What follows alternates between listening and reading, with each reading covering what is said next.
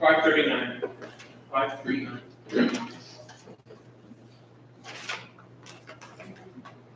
That's it.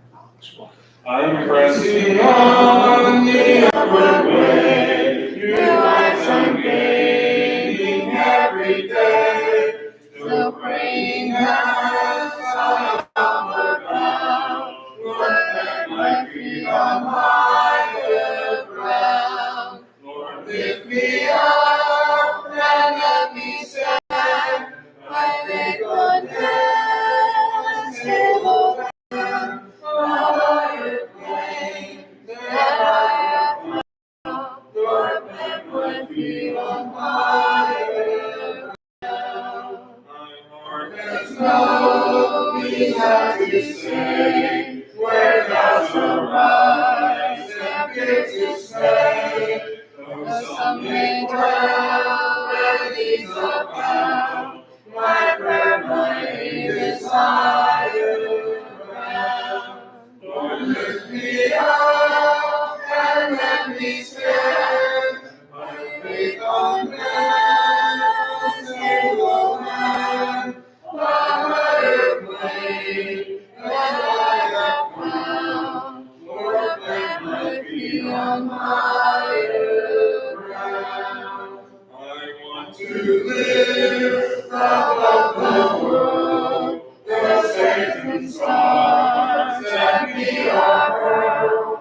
For fame has come, the joyful sound, the song of saints on higher ground. Lord, lift me up and let me stand, my faith on heaven's stable land, a higher plane than I have found. Lord, plant my feet on higher ground. I want to scale the utmost high and catch a gleam of glory bright, but still I'll pray till when I found. Lord, lead me on to higher ground.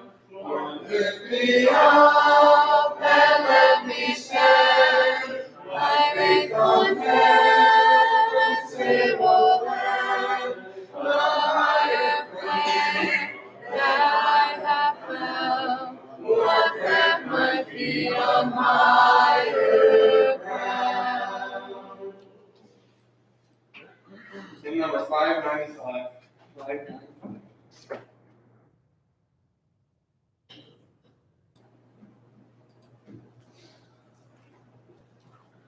Let's see. I come to the garden alone, while the dew is still on the roses, and the voice I hear falling on my ear, the Son of darkness closes,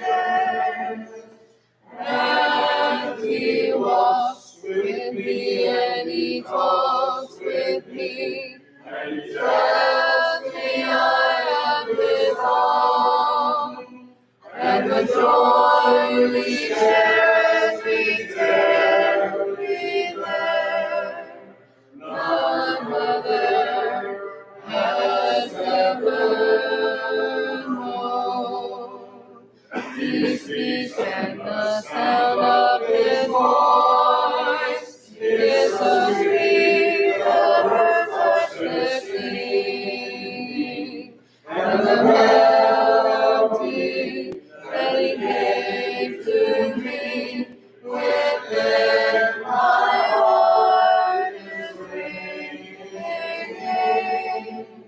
and He walks with me and He talks with me, and He tells me I am His own, and the joy we share as we tarry there, none has ever known. I stay in the garden with him, though the night around me be falling, but he bids me go through the voice of all, his voice to his calling, and he walks with me and he talks with me and he tells me I am his own, and the joy we share is very there.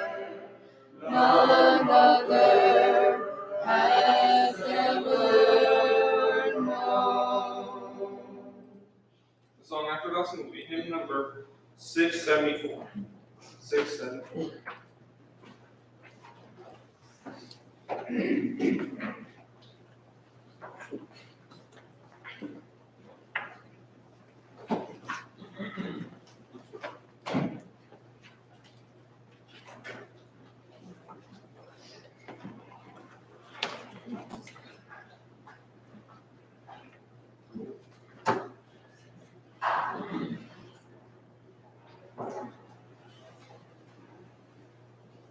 Wish I known you were working out.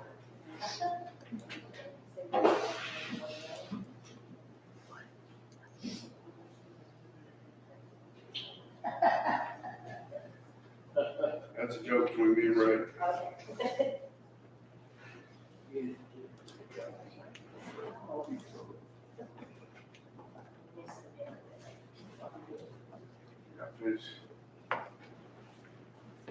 Okay.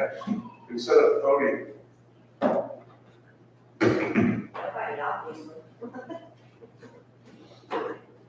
be back.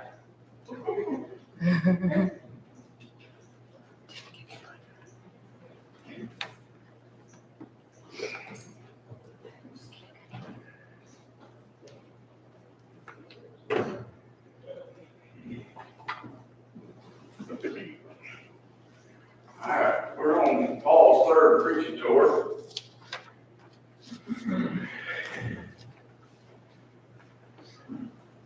And we were in Macedonia last week, on Liquid. That's part of what he said, I won't guarantee that. But if somebody has a better suggestion, go ahead.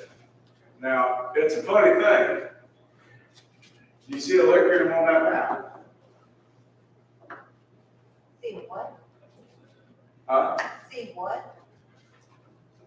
Illyricum. Illyricum, Illyricum.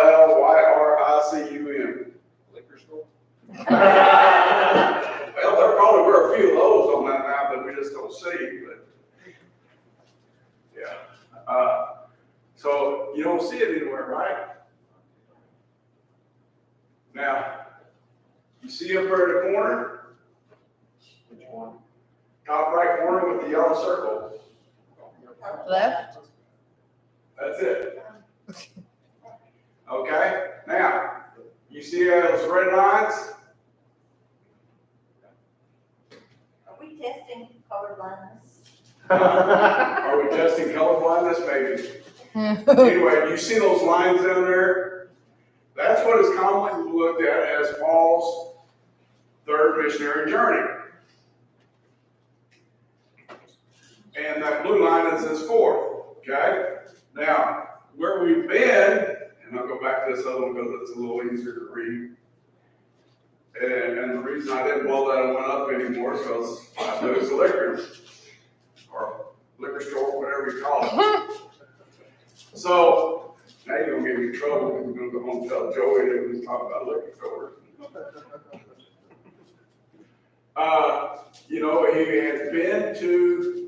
He had been in Ephesus and went to Troas and then to Macedonia and Paul Philippi and others, and then commonly held is that he went to Corinth. But the thing of it is, he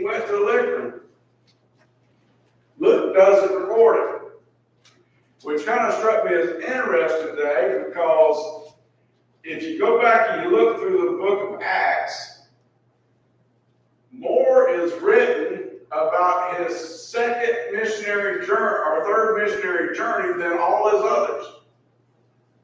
I mean, the fourth has the travels from here to there and everything, but as far as his preaching and the things that he does, that's where Luke really kind of hangs out at for a while.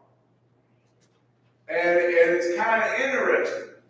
But when Paul writes in Romans, in chapter 15, verse 8-20, he says, "For I will not dare to speak of any of those things which Christ has not accomplished through me in word and deed to make the Gentiles obedient, and mighty signs and wonders by the power of the Spirit of God, so that from Jerusalem and round about to Illyricum, I have fully preached the gospel of Christ. And so I have made it my aim to preach the gospel not where Christ is named, lest I should build on another man's foundation." So when Paul writes the Roman letter, he says, "I've already been there."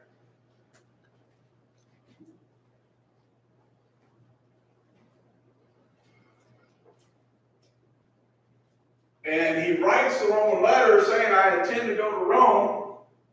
So he hadn't been there yet. And we know when he goes back to Jerusalem, what happens? He gets arrested. And then he goes to Rome.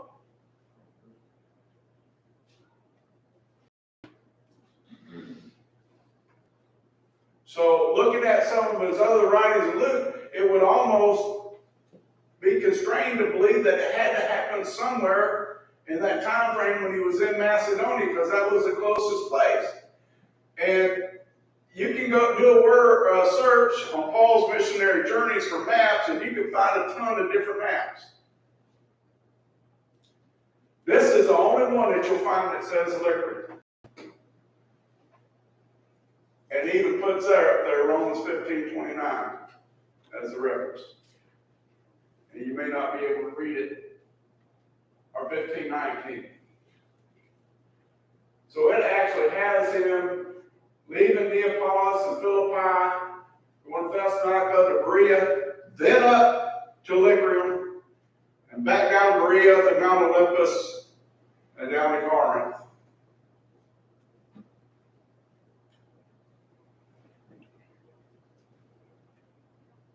That's the only map I can find. Now, it references that 2 Corinthians was written in Macedonia, which we talked about last week. And we know that Titus brought that letter with him to Corinth. And it just kind of makes sense. Now, it's a conclusion, but the radical conclusion, or the one thing we can't deny is that he went there. And it had to be before he went to Rome. So in the context of the Roman letter, it seems that it was probably the second or third missionary journey. When we get to heaven, we'll probably find out a lot of things he did that didn't get written down. Oh, I'm sure, just like there's a lot of things the Lord didn't get written down. But my point is, even though Luke didn't record it, it doesn't change the fact that he says, "I went there." You know? And I think sometimes people make that mistake. But that's the thing. Sometimes what we do is we read Acts, and we get to the end of Acts, and we say, "Okay, Paul's done." But we don't even know where a lot of the things that he did while in Acts wasn't recorded. Here's the thing. Where was Luke at this time?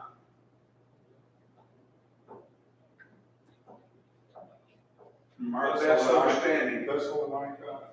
Back up. Before Thessalonica. Philippi. Because when they get to Philippi, he is using "we." And when Paul and Silas leave, he says "they." And he doesn't use a "we" again until after Paul gets back to Philippi the third time. Okay, until he's headed toward Jerusalem. So at this point here, he is in Illyricum. He preaches to Illyricum. And he makes plans go beyond Rome to Spain. In 2 Corinthians 10:14-16, he says, "For we are not overextending ourselves, though our authority did not extend to you, for it was to you that we came with gospel of Christ, not boasting of things beyond measure, that is another man's labor's hope, but having hope, that as your faith increases, we shall be greatly enlarged by you in our spirit, to preach the gospel in regions beyond you, and not boast in another man's sphere of accomplishment."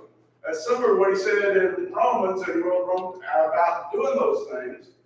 And so he's saying, I'm still planning here in 2 Corinthians to go even further.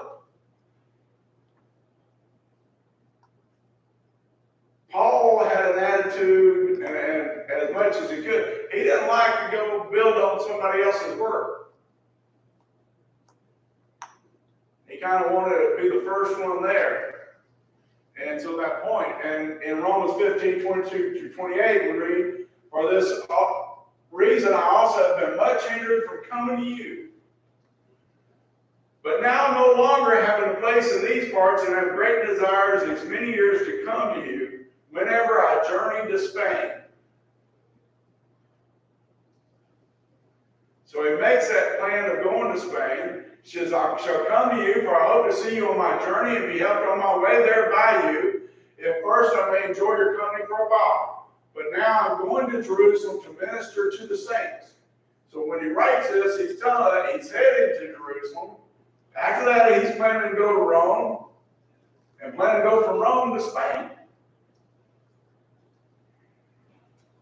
Notice, "For it pleased those from Macedonia and Achaia to make a certain contribution for the poor among the saints who are in Jerusalem. It pleased them indeed, and they are their debtors.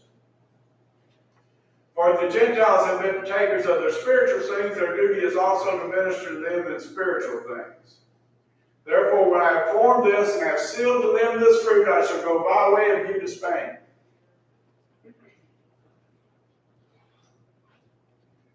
The big question that a lot of people ask, did he make it to Spain?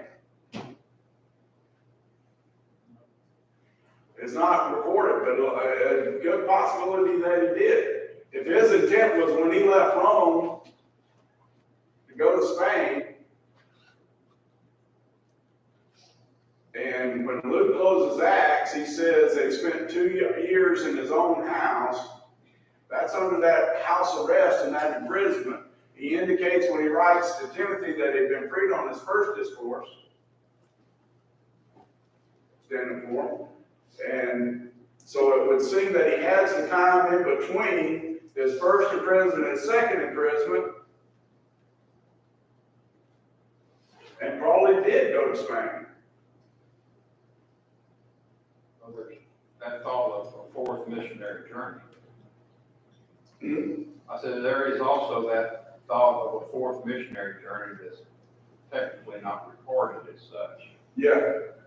Yeah, I've never, I've always thought about, we call his trip to Rome his fourth missionary journey, but that was more of his journey to trial.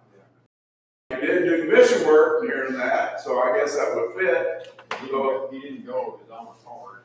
No, but you know, But he wanted to get there. he wanted to get there, and he saw that he was going to get there. He just didn't see how he was going to get there. And it's like Jackie Steer says, sometimes the Lord will get the steak to pay your way. You know, being arrested, he got travel arrangements from the Roman government, being a citizen. So, at that point that he planned to go, and it would appear that he would go, and it seems that he went. So, we don't have any record of what happened in Alexandria. We don't have any idea what the preaching was or the church was established. We do know what the preaching was. It was the gospel, they always did, but we don't know how it was received. In Titus, he said, do your best to come to me Nicopolis, because I've decided to winter there. And Nicopolis, it's not as far north as Illichree, but it's almost like the bottom of that province. It is. The bottom of that province, so. But the thing, and you brought that up Sunday or last week, and I told you we get there, but we're not gonna get there for a while. Because that is probably along that same time he went to Spain. That we believe he went to Spain, is the thought there. And the thought of him going to Illyrium is definitely before he went to Rome. So it's a question of when Titus was written, when that, I mean, and the other thing of it is, when Titus went to Greek, he had went with him. Because he tells him that I left you in Crete. So Yeah, and he told him to do his best to come to him, so yeah, he would be bringing stuff to him. right. So it was, many believe, and we're probably gonna go along that line, that it and Timothy was written in that, in between the two imprisonments. Yeah, there seems to be enough evidence for a fourth missionary journey, but not enough time. And that's. It's important how we measure it. I mean, that's the other thing we say, well, was there enough time? This one was 4 years. I'd have to go back, let's see. Go back up here and, because it's important when you determine, Timothy to be written as part of it too. Or come to that conclusion. Yeah. So we have 3rd Preacher, 54, 58. His first was 45 to 49, between there and visit Jim 50, 51, 54. So we give him 3 to 4 years every time he makes a trip. It's a question of when we go, the thing of it is we know when he goes to Corinth, he leaves Macedonia, he goes to Corinth, and that is around AD 58, beginning of AD 58, winter of AD 58. Then he goes to Greece. And he only abides there 3 months. And that's the thing, when it tells you he went to Macedonians, and when he had gone over that region, Macedonia encouraged him in words, he came to Greece. He probably, if he went to Illyrium, he probably wasn't there that long if he went in this particular way. And the reason we say that is because when Luke starts recording that as he goes back, he keeps it very brief. His journey from Corinth on, when he leaves, in fact, going to Macedonia, when he leaves Ephesus, it's kind of like boom, boom, boom, boom, boom. But we know you can't just go from Macedonia to Greece to and Troas and all that, and Jerusalem in a couple of days. It didn't work that way. And so we know it, even though he goes, but he tells it here that he stayed 3 months in Greece and around Corinth. And says when the Jews plot against him as he's about to sail to Syria, he decided to return through Macedonia.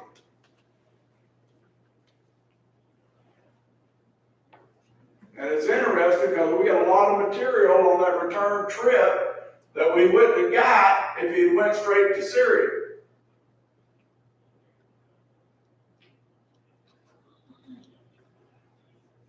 And the other place is in 2 Timothy chapter 4, where he talks about Demas being in love with this world. Crescens went to Galatia, and Titus went to Dalmatia. Dalmatia is right up there in the Illyria. Okay. Way up north there. Okay. On the coast. But we haven't got there yet. Oh, okay. We haven't got there yet.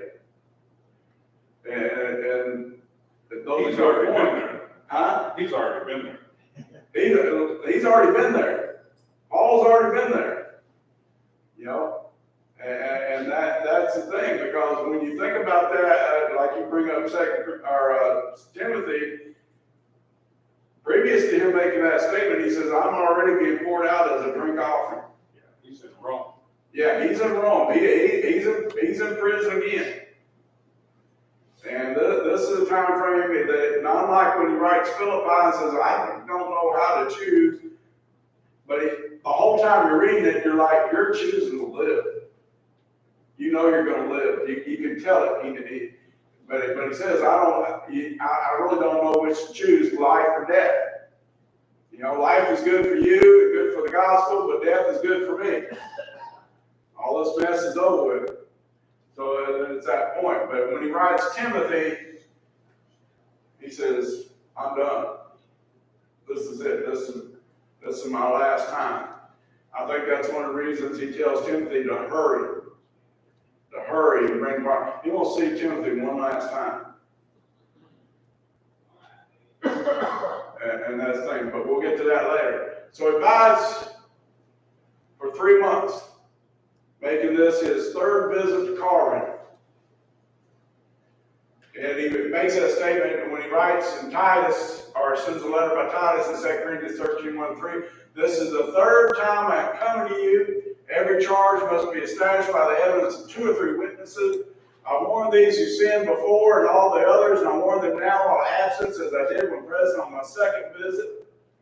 And I've come down, I want to spare them, since you seek proof that Christ is speaking in me. He is not weak in dealing with you, but is powerful among you.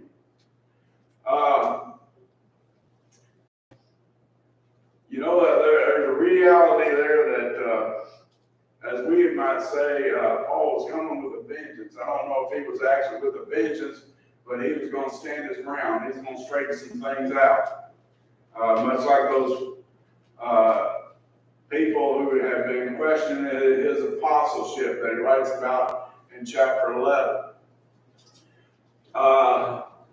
That mountain we went was only there 3 months.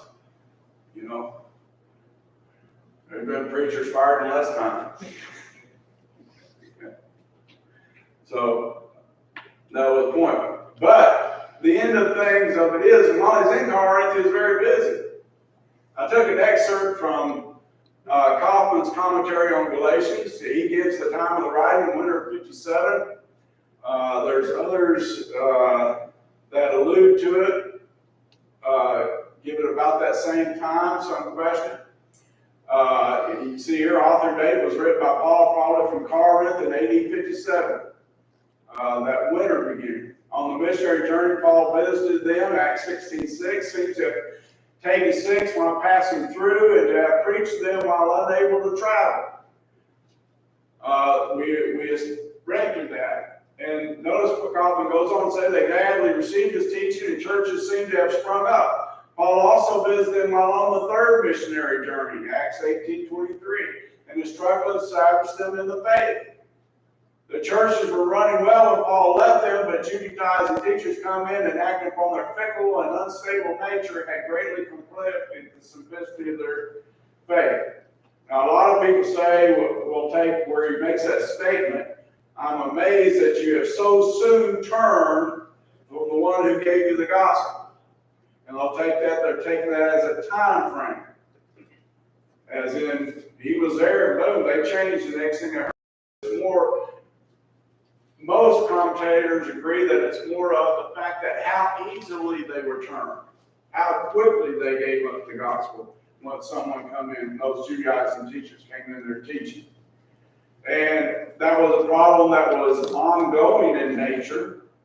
I think sometimes we think we want to take Acts 15 and say, okay, it's over, but obviously it wasn't.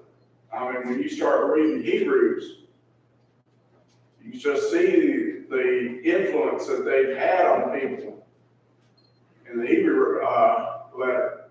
And so it's a point there that he's making. And so there's that correct. Notice Galatians 4:12-15, he writes, brothers, I entreat you, become as I am, for I also have become as you are. You did me no wrong. You know it was because of a bodily ailment that I preached the gospel to you at first. And though my condition was a trial to you, you did not scorn or despise me, but received me as an angel of God, as Christ Jesus. What then has become of the blessing you felt? For I testify to you that if possible you would have gouged out your eyes and given them to me. When you read the book of Galatians, and that was the thing that a lot of them people believe when it talks about sick, he was having a problem with his eyes. The sickness was affecting him being able to see when he was there. But when you read Galatians, you start getting that feeling when you start getting in the 3rd and 4th chapter that these Judaizers were even questioning Paul's apostleship, much like many were doing in Corinth. What would be the big question you could bring up to question Paul's apostleship? He had not been a disciple. He had not been a disciple at the time the Lord was here in the flesh.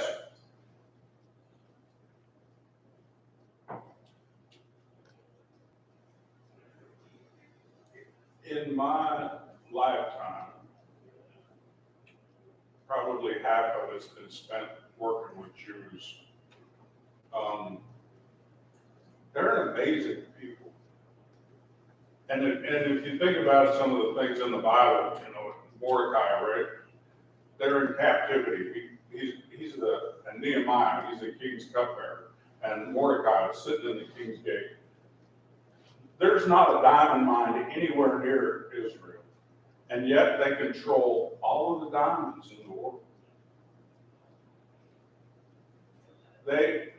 In World War II, what the problem was with that, they were all the lawyers and the bankers. They controlled the money.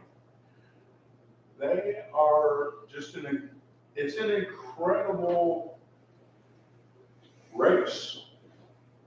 It is, but going back to the Bible times, and that may be part of the reason, because everything that's happened to them, they determined they were going to be the epitome of race.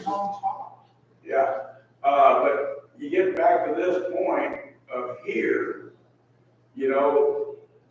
and that's something they would do, because you got to realize Paul takes the time to point out, even in Galatians, that Peter had played the hypocrite, holding on to the heritage more than the gospel. And, for a Jewish teacher, come on, Paul, you're telling them they don't have to be Jews. How does that sound to them? Pulling them down a notch so they wouldn't like it. That they wouldn't like it. They didn't like it. And so every chance they got, they tried to question his apostleship, because why? If we can destroy his apostleship, guess what happens? You kick the Gentiles out. Yeah, you can make them become proselytes, because now you got rid of Paul, and he's kind of that mindset that I'm the apostle to the Gentiles. Not that he's preaching anything different from Peter. It's just that his primary goal was to reach Gentiles. His primary mission from God was to reach Gentiles. And that's the whole deal. If we can destroy that, here's a reality, and I believe it's called ad hominem, a law of logic, that when you can't make sense of destroy the argument, you go after the orator. Ad hominem. Ad hominem. Okay. Same word, just different pronunciation. That's right. That's right. Go ahead. If you say so. You can't pound And your language is right. You can't pound your point, pound the table. Yeah, when you can't pound the point, pound the table. That's the whole deal, destroy it. And that's what they're doing. They couldn't destroy the teaching. So the only way we can get rid of the teaching is get rid of the teacher. And so that went on a lot. And, it's kind of that deal. I mean, I could actually even see if you did it right, and you had people that weren't engraved in Old Testament history, you could actually put that spin well on it that you're to still keep the law.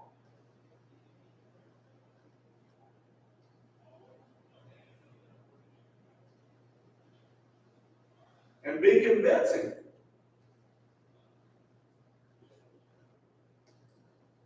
And if you doubt that, see me afterwards. I'll tell you about a whole religion that covers this whole nation. In fact, I can tell you about 3 religions that do it. 3 very prominent religions that do it. Even looking at Hebrews and understanding that Hebrews is saying, no, its time is at hand. That's pretty well the message of the Hebrew letter is that time that's been done away with, and those things that you're seeing still happen today are going to be done away with, and they can't be done today. It's impossible to keep the law today. So that point, still while in Corinth, it's believed that he wrote the letter to the Romans.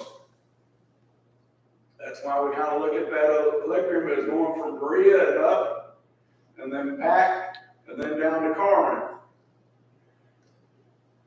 Because of the time frames. Romans 15, 29, 33 says, but I know that when I come to you, I shall come in the fullness of the blessing of God's Christ. Now I beg you, brethren, through the Lord Jesus Christ, and though we through the love of the Spirit, that you strive together with me in prayers to God for me, that I may be delivered from those in Judea who do not believe, and that my service for Jerusalem may be acceptable to the saints. There's another point in Romans that he's making. I'm going to Jerusalem. I'm taking that gift. And he worries about it. That I may come to you with joy by the will of God, and may be refreshed together with you. Now the God of peace be with you all. I was reading that, and I was thinking about what would happen after him and Luke get together, and he'd be bound. And he'd be told that the one who bears this belt will be bound in Jerusalem just as I am. I kind of, reading this, I kind of was thinking, you know, Paul kind of knew it already. He knew there was going to be trouble when he got to Judea. But he didn't tell everybody else. I think that when that happens, that the prophet takes his belt and wraps his hand around his hands and says the thing about it, that's when everybody else found out.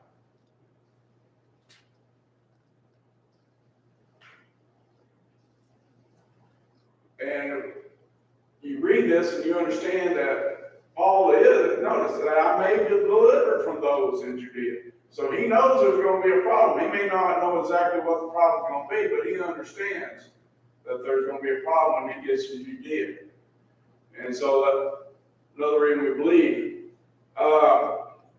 He wrote that around the spring of AD 58, or even, when you say winter of AD 57, you're looking at transition from 57 to 58. And he had a lot of helpers. How many do the word search? Out of the bulletin. Huh? Did you notice a couple weeks ago, it took two weeks, this past week and last week, but Paul's companions, there were so many of them that I had to do it in 2 parts. Most of them came from the Roman letter. When you start reading everything, now at this point, it points out, I commend to you Phoebe, our sister, who is a servant of the church in Central, that you may receive her in the Lord in a manner worthy of the saints, and assist her in whatever business she has need of you. For indeed, she has been a helper of many and of myself also. Gets down to verse 21, he says, Timothy, my fellow worker, and Lucius, Jason, and Sophister, my countrymen, greet you. Now these are all with him when he writes this letter. I, Tertius, who wrote this epistle, greet you in the Lord. Gaius, my host, and the host of the whole church greet you. Aratus, the treasurer of the city, greet you, and Quartus, a brother. Now this last verse is real important. Gaius was one of the first converts in Corinth. Paul even mentions him when he writes the letter to Corinth, the first letter to Corinth. So there's that point. That's one reason we say it was written at Corinth. Erastus, the treasurer of the city, greets you. Quartus, the brother. These things, when you look at it, you see that point. So he gives those there that are working with him and tells them. And then he starts making his journey to Jerusalem. And we're done tonight. Any questions? Don't look at me like that. just be appreciative.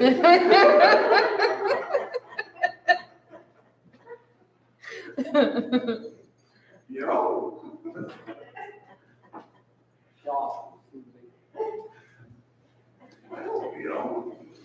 everybody's amazing. Now y'all want to know what happened last week when we did this? And it was 5 minutes from now we started singing, and all that glass in there goes, is he sick? As Joey goes, it's only 10:10. But there's a point when you get to a place to stop. That's what you do. And so, because there's a lot of material from here to Jerusalem. Acts 20 has a lot. I think it shows you the fact of what effects Paul was having. His ministry was very strong. He did, although we hear about all the problems like Corinth and the Judaizers, and all those things were issues that were fighting against him, or that were people issues. But Paul, as a working apostle, left a major mark on the New Testament. Well, and when you think about it, if you did away with Paul, how much New Testament would we have? Almost 6 or 7. You wouldn't even have half of Acts. And when you think about the 13 that he wrote, some say 14. Now, Hebrews. It's really surprising in some ways how little we have here of the other apostles. It is, and that was the thing, and I think that might have something to do with Paul's background. Peter only wrote 2 letters. Matthew wrote 1 gospel. John wrote 3 letters. Well, you can say 4 letters. Revelation is kind of a letter. Plus his gospel. So he's only 5 books, is what we call it. Two of those letters he wrote are only 1 page each. So, but there's a point there that when we look at it, that Paul was a major contributor. And so I would say that education that he got at the feet of Gamaliel paid off for the church. Might be one of the reasons God chose, not just knowing that he would be willing to be converted if confronted, but the realization of what he would do, what he could use him for. And it's always struck me interesting when the Lord sends Ananias to teach Paul, he says, for he must learn to suffer many things for my name's sake. And that tells us something else. Even though Paul at times would go weary, he was not ever going to give up. The reality when you get into it, and maybe this is sound a little bit of glue, when we get to Paul, through Paul's life, you kind of get that point, from the day he was converted, he was not afraid to die for Christ in the right circumstance. And I say that because there were many times people tried to kill him, but there were many times that he took the opportunity to escape. In fact, the reason he goes to Rome is because he gets moved out of Jerusalem because they're planning to kill him. And so whether you put it through God's providence or direct operation of the Holy Spirit, which providence is, my definition is direct operation, you just don't see it, not a miraculous way, as we would put it. But we know at times that the Holy Spirit probably told Paul to do some things that we're not given privy to. So in one way or another, the Spirit was working and delivered him to that point to where when the end comes and he knows and he's ready. It's not hard to die for Christ if you spent your whole life ready to die for Christ. And when you know that time has come, it's not that hard. It's easier. It would be an honor. He had to go. You know, and I would say that, except for when you read 2 Timothy, he thinks it's more fitting. He had to go through what some of the others. Yeah, but I mean, he would gladly do it, or he gladly did it, but I don't think he looked at his honor, he looked at his, this is just. Look at how many I put to death. This is just that I died for Christ. Not only that, Jesus died for his sins. Jesus died for him. And so there's that point of privilege. Now, that's the thing, you know, you go back to Acts chapter 5, when the apostles were beaten by the Sanhedrin, they prayed and gave thanks that they had suffered as Christ has suffered. They were grateful to suffer for. And so I think Paul had that thankful attitude too. And like I said, well, I honor, but at the same time, I think he had it, you know, this is fitting. This is fitting. He was humble. And I'm glad they do it. Humble about it. Very humble about it. So, what's your song? I have decided to follow Jesus. Well, sounds fitting for Paul. He decided it. He got many other people to decide it. And there's a thing he decided that he'd always follow. That kind of revealed in the song. If we can help anyone tonight in your walk following Jesus, we'd be glad to do so. And would you come as we stand and as we sing? I have decided to follow Jesus. I have decided to follow Jesus. I have decided to follow Jesus. No turning back. No turning back. The world behind me, the cross before me. The world behind me, the cross before me. The world behind me, the cross before me. No turning back, no turning back. Don't go with me, I still will follow. Don't go with me, I still will follow. Don't go with me, I still will follow. No turning back, no turning back. Will you decide now to follow Jesus? Will you decide now to follow Jesus?